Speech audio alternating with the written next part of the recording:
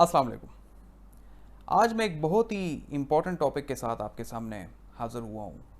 What the disease really is. बीमारी असल में क्या है, ये मैं अपने पर्सनल व्यू के ऊपर दूंगा, क्योंकि ये ऐसा टॉपिक है कि सिर्फ अल्लाह की ज़ात ही बेहतर जानती है और सारे का सारा नॉलेज का मरकज़ सिर्फ और सिर्फ अल्लाह है कि क्यों, कैसे है और क्यों है, ये सिर्फ अल्लाह की ज़ात बेहतर जानती है। लेकिन मैं रसूलुल्लाह पाक सल्लल्लाहु अलैहि वसल्लम की हदीस के मुताबिक थोड़ा सा इसको हाईलाइट करने की कोशिश करूँगा। We will try to analyze कि what the disease really is, कि बीमारी असल में क्या है।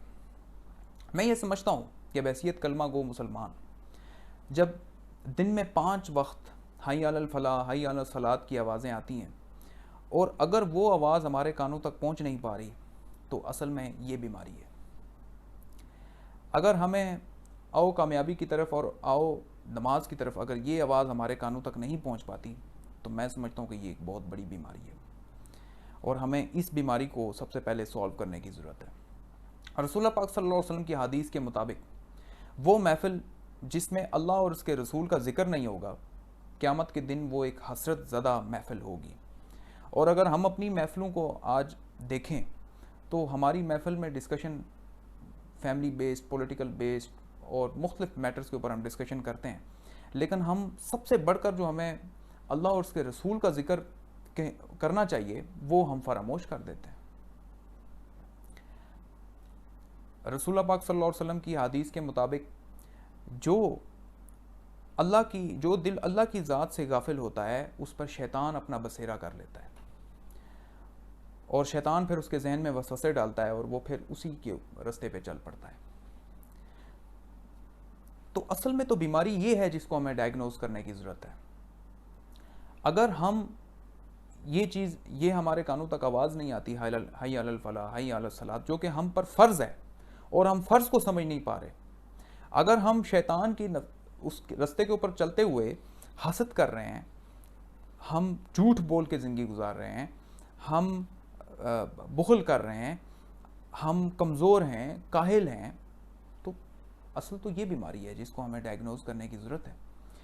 मैं ये समझता हूँ कि पहले तो रूहानी बीमारी है और उसके बाद जिस्मानी बीमारी है। देखें, गुस्से के वक्त रसूलुल्लाह पाक सल्लल्लाहु अलैहि वसल्लम का इरशाद फरमान है कि आप औज़ु बिल्लाहि मिनश शैतानिर रजीम पढ़ें, क्योंकि वो शैतान आपको, क्योंकि जिस दिल में अल्लाह है वो तो बड़ा सब्र, तहम्मुल और इत्मीनान, उसको सुकून है, उसको गुस्सा तो बिल्कुल नहीं आना चाहिए। तो औज़ु बिल्लाहि मिनश शैतानिर रजीम पढ़ने का हुक्म है। तो अगर आप खुदा न खास्ता गुस्से के नतीजे में आपका ब्लड प्रेशर हाई होता है और आप मेडिसिन की तरफ चले जाते हैं, सो फिर आप यहाँ से इस चीज़ को एनालाइज करें कि पहले तो रूहानी बीमारी है, उसके बाद जिस्मानी बीमारी है। तो हमें इस चीज़ को बहुत ज़्यादा समझने की ज़रूरत है और इस चीज़ को डायग्नोज करने की ज़रूरत है कि असल में बीमारी ये है बैसियत मुसलमान, जिसको हमें समझने की ज़रूरत है कि हम अल्लाह की ज़ात से गाफिल हैं। सबसे पहले अल्लाह है और उसके बाद बाकी सब कुछ है। हज़रत मूसा अलैहिस्सलाम ने अल्लाह ताला से पूछा कि या अल्लाह, मुझे कोई ऐसा कलमा बता कि जो मेरे हक़ में सबसे बेहतर हो। तो अल्लाह ताला ने इरशाद फरमाया कि ला इलाहा इल्लल्लाह। तो हज़रत मूसा अलैहिस्सलाम ने अल्लाह से दोबारा पूछा कि या अल्लाह, इसमें मेरे लिए क्या है, तू बलखसूस मेरे लिए कोई ऐसा कलमा बता जो मेरे हक़ में बेहतर हो। अल्लाह ने फिर इरशाद फरमाया ला इलाहा इल्लल्लाह। समझने की बात यह है कि हमारी ज़िंदगी का मकसद सिर्फ अल्लाह की बंदगी, अल्लाह की इबादत, अल्लाह के सुपुर्द अपने मामलात को छोड़ना और फिर अल्लाह ही हमारे तमाम मामलात में हमारे लिए बेहतरी पैदा करने वाला है। तो ये असल बीमारी जो है, असल जो डिज़ीज़ है वो क्या है, वो गफलत है, वो अल्लाह की याद से गफलत है, वो अल्लाह से दूरी है।